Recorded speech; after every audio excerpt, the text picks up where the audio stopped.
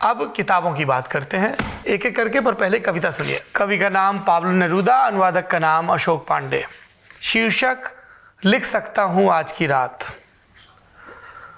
लिख सकता हूँ आज की रात सबसे उदास कविताएं। मिसाल के लिए लिख सकता हूँ तारों भरी है रात और तारे हैं नीले कांपते हुए सुदूर। रात की हवा चक्कर काटती आसमान में गाती है। लिख सकता हूँ आज की रात सबसे उदास कविताएं। मैंने प्रेम किया उसे और कभी कभी उसने भी प्रेम किया मुझे। ऐसी ही रातों में मैं थामे रहा उसे अपनी बाहों में। अनंत आकाश के नीचे मैंने उसे बार बार चूमा। उसने प्रेम किया मुझे और कभी कभी मैंने भी प्रेम किया उसे। कोई कैसे प्रेम नहीं कर सकता था उसकी महान और ठहरी हुई आँखों से। लिख सकता हूँ आज की रात सबसे उदास कविताएं। सोचना कि मेरे पास नहीं है वो, महसूस करना कि उसे खो चुका हूँ मैं। अब क्या फ़र्क पड़ता है कि मेरा प्यार संभाल नहीं पाया उसे। तारों भरी है रात और वो नहीं है मेरे पास। इतना ही है, दूर कोई गा रहा है, दूर। मेरी आत्मा संतुष्ट नहीं है कि वो उसे खो चुकी है। मेरी निगाह उसे खोजने की कोशिश करती है कि जैसे इससे वो नज़दीक आ जाएगी। मेरा दिल खोजता है उसे और वो मेरे पास नहीं है। वही रात धवल बनाती उन्हीं पेड़ों को हम उस समय के अब वही नहीं रहे। मैं उसे और प्यार नहीं करता ये तय है, पर कितना प्यार उसे मैंने किया। मेरी आवाज़ ने हवा को खोजने की कोशिश की ताकि उसे सुनता हुआ छू सकूं। किसी और की, वो किसी और की हो जाएगी जैसे वो थी मेरे चुंबनों से पहले। उसकी आवाज़, उसकी चमकदार देह, उसकी अनंत आँखें। मैं उसे और प्यार नहीं करता ये तय है, पर शायद मैं उससे प्यार करता हूँ। कितना संक्षिप्त होता है प्रेम और भुला पाना कितना दीर्घ। क्योंकि ऐसी ही रातों में थामा किया उसे मैं अपनी बाहों में। मेरी आत्मा संतुष्ट नहीं है कि वो उसे खो चुकी है। हालांकि ये आखिरी दर्द है जो सहता हूँ मैं उसके लिए, और ये आखिरी उसके लिए कविताएं जो मैं लिखता हूँ। किताब का नाम 20 प्रेम कविताएं और हताशा का एक गीत। दक्षिण अमेरिकी महाद्वीप के महानतम साहित्यकारों में से एक पाब्लो नेरूदा। अनुवाद अशोक पांडे जी का है, जो खुद भी एक बहुत कमाल के लेखक हैं। बब्बन कार्बोनेट, लपू झन्ना जैसी कई उनकी शानदार रचनाएं हैं। अनुवाद उनके बहुत शानदार हैं। इस किताब को संभावना प्रकाशन ने छापा है। बहुत सुंदर, बहुत कमाल की कविताएं हैं और इन कविताओं को 2024 में प्रकाशित हुए इस संग्रह को 100 बरस भी हो गए हैं। ये देखिए ये कविता। मेरे दिल के वास्ते पर्याप्त है तुम्हारा सीना और तुम्हारी आज़ादी के वास्ते मेरे पंख। वो जो सोया हुआ था तुम्हारी आत्मा पर, मेरे मुंह के रास्ते उठता जाएगा स्वर्ग तलक। तुम्हारे भीतर है हर एक दिन का भरम। तुम पहुंचती हो बंद पंखुड़ियों वाले फूलों तक ओस की तरह।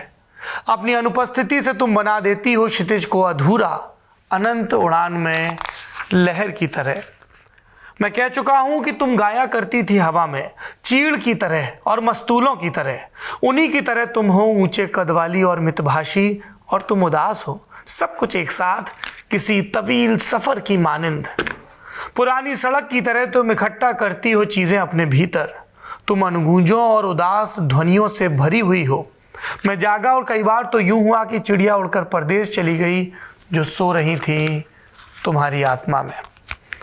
रिकमेंडेशन नंबर 1, कविताएं पढ़ते रहिए, रस बना रहता है, प्रेम का भी विरह का भी।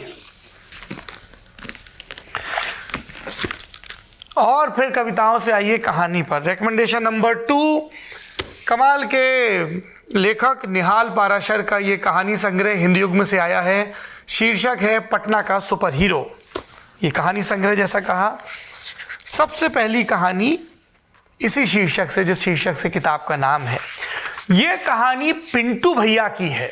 हर मोहल्ले में एक ऐसे भैया होते हैं ना, जो हीरो के मानिंद आते हैं, अपनी यामा रोकते हैं, उनके एंट्री होते ही लगता है अब सब ठीक हो जाएगा। पिंटू भैया कई मोहल्लों के हीरो थे। असल नाम प्रतीक पासवान। पिंटू भैया को फिर प्रेम हो जाता है एक लड़की से, और उस चक्कर में वो अपने 2 बरस कुर्बान कर देते हैं।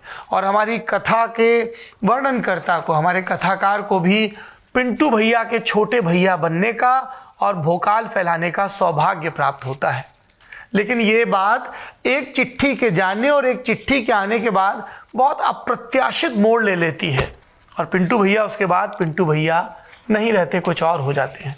अद्भुत कहानी है, बेहद मार्मिक कहानी, और इसी कहानी से इस सिलसिले की शुरुआत हो रही है। ये किताब ज़रूर पढ़िए। पटना का सुपर हीरो नाम से बहुत कमाल का नाटक भी है जिसे डी फॉर ड्रामा करता है, जिसमें घनश्याम लालसा लीड रोल करते हैं। कभी आपके इर्द गिर्द किसी शहर में हो तो ज़रूर देखिए। ये हो गई 2 किताबें। तीसरी किताब है, ये बड़ा भैया मुश्किल नाम है, सेंचुरी, ये पब्लिकेशन हाउस का नाम है, पेंगुइन रैंडम हाउस यूके का ये किताब है। मैं उम्मीद कर रहा हूँ कि इंडिया में ये आ गई होगी अब तक किताब। ये महान एक्टर ऑस्कर के लिए 9 दफ़ा नॉमिनेटेड और 1 बार सेंट ऑफ अ वुमेन, बहुत कमाल की फिल्म है, ज़रूर देखिए। उसके लिए एकेडमी अवार्ड जीत भी चुके जी। यस आई वाज राइट, 9 दफ़ा नामांकित और 1 दफ़ा जीत चुके। अल पचीनो की ये ऑटोबायोग्राफी है, उन्होंने खुद लिखी है, और जो उनकी मम्मी उन्हें बुलाती थी सनी बॉय, वो इसका शीर्षक है। इस किताब को मैंने पढ़ना शुरू किया और मैं उस प्रसंग पे पहुंचा जब अल पचीनो की सबसे कालजयी फिल्म फ्रांसिस फोर्ड कपोला की गॉडफादर, जिससे ये लगभग तय हो गया था कि साहब ये कॉर्लियानो का रोल नहीं कर पा रहे, इनको निकाल दिया जाए। इनको बुला के ये बात कम्युनिकेट भी कर दी गई, लेकिन फिर वो सीन रखा गया इस महान फिल्म का जिसमें ये बदला लेने जाता है और उसके लिए एक मीटिंग के लिए जाता है, मेज से उठता है, वॉशरूम में जाता है, हथियार लेकर आता है और मारता है। कोई इसमें स्पॉइलर नहीं है, सबको जिन्होंने भी फिल्म के बारे में सुना है ये बात पता है। उस सीन को शूट किया गया और प्रोड्यूसर्स को दिखाया गया, तब जाके वो मुतमईन हुए कि इतना ग्रेसफुली, इतना अंडरटोन जो इस किरदार को प्ले कर रहे हैं अल पचीनो, जो ब्रॉडवे की एक बड़ी परंपरा से, थिएटर की एक बड़ी परंपरा से आए हैं, बहुत संघर्षों के साथ यहाँ तक पहुँचे हैं, वही सबसे उपयुक्त व्यक्ति हैं। स्कारफेस समेत, डॉग डे आफ्टरनून समेत कई फिल्मों के बारे में विस्तार से बात है और ये ऑटोबायोग्राफी है, इसलिए इसको पढ़ना बहुत दिलचस्प रहने वाला है। चौथी और आखिरी किताब, मतलब दिल तो कर रहा है कि इस पे भी किताब वाला कर लें, पर देखते हैं। बहरहाल चौथी किताब जिस पे किताब वाला भी करेंगे, ये है मशहूर जर्नलिस्ट चित्रा सुब्रमण्यम की किताब Bofors gate, a journalist pursuit of truth. हम जानते हैं चित्रा सुब्रमण्यम द हिंदू अखबार के लिए काम कर रही थी और उन्होंने ही सबसे पहले बोफोर्स घोटाले का खुलासा किया। राजीव गांधी के दौर में स्वीडिश हथियार बनाने वाली कंपनी बोफोर्स से तोपें खरीदी गई थी, हवित्जर तोपें खरीदी गई थी, जिनका कारगिल के युद्ध में बड़े पैमाने पर इस्तेमाल हुआ। इल्ज़ाम लगे कि इसमें किकबैक दिया गया, घूस दी गई है। राजीव गांधी सरकार पर, परिवार पर, अमिताभ बच्चन पर, कई लोगों पर इल्ज़ाम लगे। मिडिल मैन कौन है, क्वात्रोची की, विन चड्ढा की सबसे बात हुई इन सब के बारे में। चित्रा सुब्रमण्यम ने पहली बार बहुत विस्तार से उनके अपने अनुभव, उनके संपादकों के साथ अनुभव, किस तरह की पावर कॉरिडोर्स में मांडवाली होती है, वीपी सिंह, भूरेलाल, राजीव गांधी, अरुण नेहरू, एन राम जो उनके एडिटर थे, उनकी क्या भूमिका थी, इन सब के बारे में बिना लाग लपेट के लिखा है। इसलिए ये बहुत ज़रूरी किताब हो जाती है। जिनकी भी भारतीय राजनीति में दिलचस्पी है, जिनकी भी पत्रकारिता में दिलचस्पी है, उनको ये किताब ज़रूर पढ़नी चाहिए। इसे जगरनॉट ने पब्लिश किया है और इस पर हम जल्द ही किताब वाला रिकॉर्ड करेंगे। एक आखिरी किताब तेंजिन प्रियदर्शी की किताब है रनिंग टुवर्ड्स मिस्ट्री। ये पेंगुइन से आई है, इस पर हमने किताब वाला भी रिकॉर्ड किया है। पिछले नेता नगरी में इसका शायद जिक्र भी किया था।